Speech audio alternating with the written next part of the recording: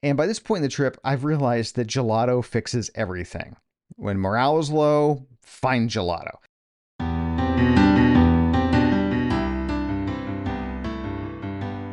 Hey everyone, this is Mike from Catholic Treehouse, and I'd like to welcome you to episode 40 of the Saint in Progress podcast, your source for inspiration, information, and directions for your soul's journey back home to the Father's house. As always, you can find us at catholictreehouse.com or saintinprogress.com, and on Substack at catholictreehouse.substack.com.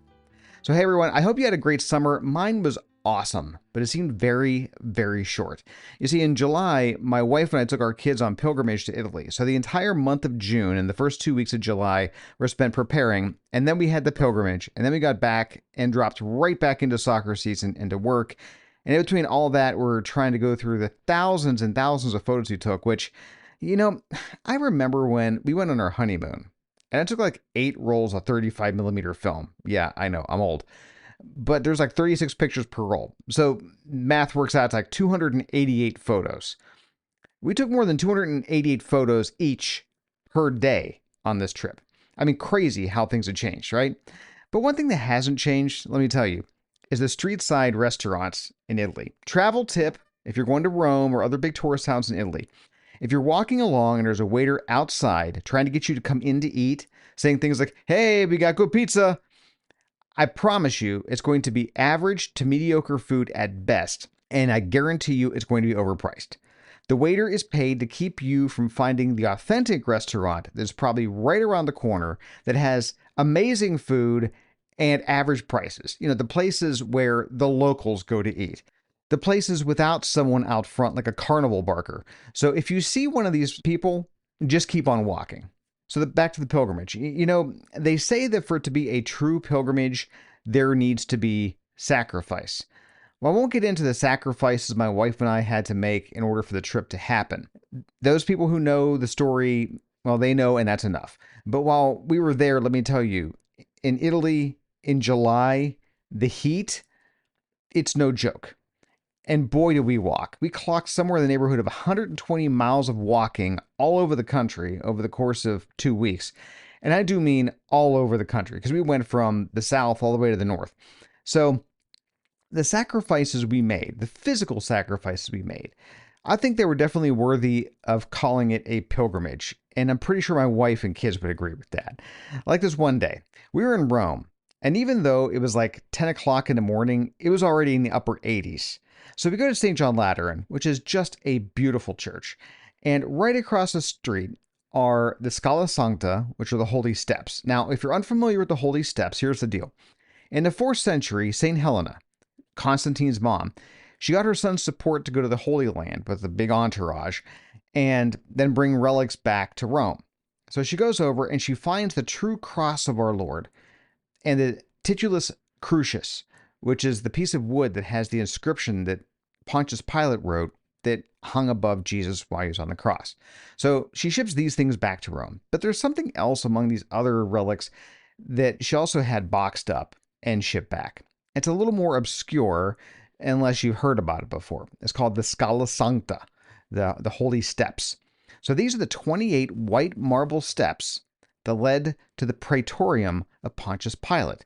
These are the steps that Jesus walked up on his way to his public trial. So anyway, we go to St. John Lateran and we come out and there's a sign across the street for the building that has the Scala Sancta. Now, of course, we're going to go. And we go in and we get in line, and you can only go up the steps on your knees. And you pray your private prayers as you go up the steps, right? It's an act of reverence. So let me reiterate, you can only go up on your knees. Now, it doesn't sound too bad until you're about 10 steps in, and it's over 90 degrees, and it's not air conditioned. Let me tell you, at that point, only a little of a third of the way through, at that point you recognize that what you're doing, it's truly a sacrifice. It's truly an act of penance. And you still have another 18 steps to go. So we finish that, and everyone is just emotionally, spiritually, and physically exhausted. And it's like 11 o'clock in the morning, not quite lunch. It's now well into the 90s. And by this point in the trip, I've realized that gelato fixes everything. When morale is low, find gelato. So I pull out my phone, which I've gotten the international data plan for, and I pull up the map, and I find a gelato place. Looks like it's only about a 10-minute walk away, and off we go. So remember back in episode 8 of this podcast, and I said this, well, if we want to go somewhere, we need to know the way to get there. And if we want to be absolutely certain that we get there, we need the best map available. Now, sure, those who love adventure will prefer to wing it because they crave the excitement of the journey and the feeling of accomplishment that comes with it. But this is our soul we're talking about. If we want to make sure our soul finds its way to heaven, do we want to leave any room for error at all? Well, this was gelato that we're talking about. Morale was low, and the only fix wasn't more cowbell, it was gelato. So we followed my phone, and it took us to a gelato place that wasn't open. The phone said the hours of operation it was open. Sign in the window said it was supposed to be open, but it wasn't open. So we plotted a course to the next closest place. Guess what? The second place didn't even exist.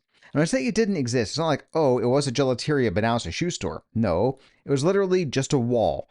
But the map and the GPS on my phone was like, you have arrived at your destination. So now we're even more hot, even more hungry, and everyone's morale was bottomed out. Fortunately, we found our way from there pretty quickly. We eventually found gelato, then we got lunch, and everything was fine. Though the map we had was supposed to be up to date, and the directions we were following were correct according to the GPS, the reality was different from the map.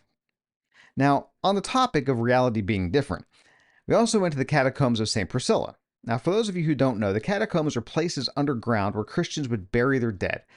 And what they would do is dig these shelves in the soft rock and place the body in there and seal it up with a marble slab. It was basically an underground mausoleum. And the catacombs of St. Priscilla were really cool and really beautiful. And the artwork there dates back to like the mid-2nd century. It was really amazing. So while we were there, we saw what historians and archaeologists believe is the first artistic depiction of the Blessed Virgin Mary. It's a fresco of the Nativity with her holding the infant Jesus and the prophet Isaiah pointing to a star over her head. And there's a bunch of other frescoes as well. Like there's one of, I'm probably going to butcher the pronunciation of the Jewish names here, but Shadrach, Meshach, and Abednego. And those are the 3 men in Daniel 3 who were thrown into the fiery furnace by King Nebuchadnezzar for refusing to bow to him. There's also one of Jesus as the Good Shepherd. And there's one of Susanna and the 2 elders who falsely accused her in Daniel 13. It was a very memorable stop on our itinerary. And if you go to Rome, the catacombs of St. Priscilla should be on your list. There's a lot of catacombs.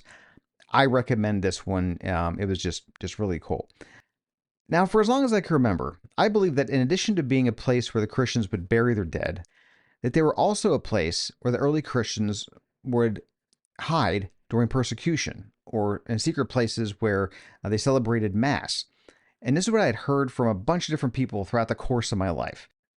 And it wasn't like, it was a homily or it was a history teacher or something like that. It was more just those times during casual conversation when the persecution of early Christians would come up and then the catacombs would come up.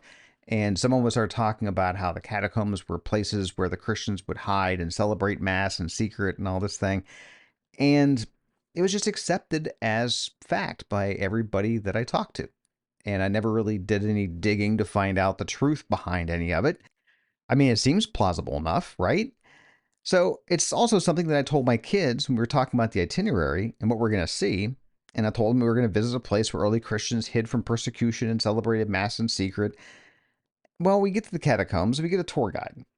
And it's literally a necessity. I mean, they don't just let anyone buy a ticket and wander through. So you get a time slot and it takes small groups down of about a dozen people and explain everything. And it's a good thing, too, because there's quite a maze down there, and there's no signs to follow, so it would probably be really easy to get lost. So this tour guide, almost right out of the gate, comes out and says, it's a common myth that the catacombs were places where early Christians hid from persecution and practiced their faith in secret. In fact, Christianity was well known in Rome, and the catacombs were no secret to the Roman authorities. The catacombs are simply places where the Christians buried their dead because they were running out of room in cemeteries above ground. Wow, well, that rocked my world. I remember my kids looking at me with confused looks like, Dad, did you hear what she just said? Now that, my fellow saints in progress, is one of those moments in my life where God was using the chisel of humility to chip away at my pride.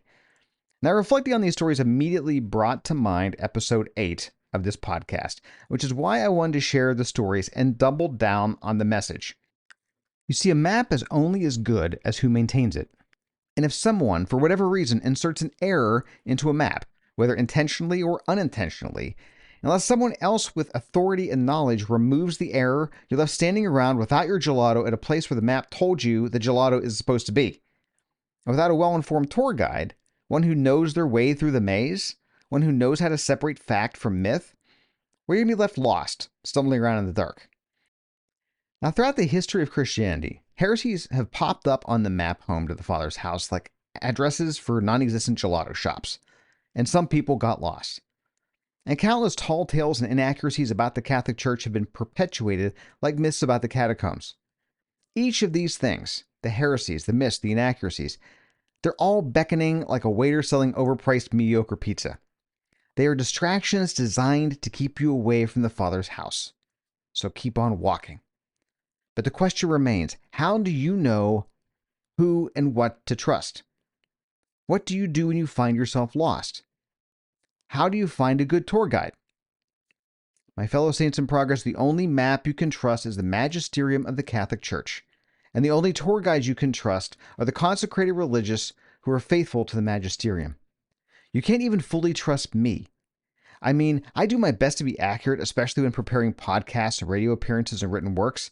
But if I ever say anything that is against the teaching of the magisterium on something, then I'm the one in the wrong, and I'll humbly accept the correction. Now, there are many maps that claim they have the way home to the Father's house. But the Catholic Church has been the only one that has been in existence since the very beginning. Now, many people have come along and pointed to a bad tour guide here or there, ones who weren't faithful to the magisterium, and said that, see, this is going to be the end of the Catholic Church. Well, as the old saying goes, the Catholic Church has buried every one of her undertakers. Trust the magisterium and trust the consecrated religious who are faithful to the magisterium. The magisterium of the Catholic Church is the only map you can trust, and the consecrated religious who are faithful to the magisterium are the only tour guides you can trust. Now, with that, I'm going to close this episode. I have a lot of other observations from the pilgrimage. Some I'll turn into podcasts. Some I'll be posting on Substack as articles because the observation will be better with photos to help illustrate the point. And speaking of photos, I have a lot to go through, so I'll wrap this up. I know this seems far away, but just a reminder that October will be here before you know it, and October is the month of the Rosary. So if you want a new one, and especially if you want a custom one, head over to CatholicTreehouse.com and get your order in now to make sure you have it in time. Oh, I also, just a little note, I'll be on St. Gabriel Radio, AM 820 here in Columbus on September 3rd on their cafe segment at 8 a.m. I'll be talking about the Saints of September, so be sure to tune in or catch the live stream or podcast at stgabrielradio.com. Well, that's it for now. Thanks for listening. Remember, you are a saint in progress, so go out there and be a saint.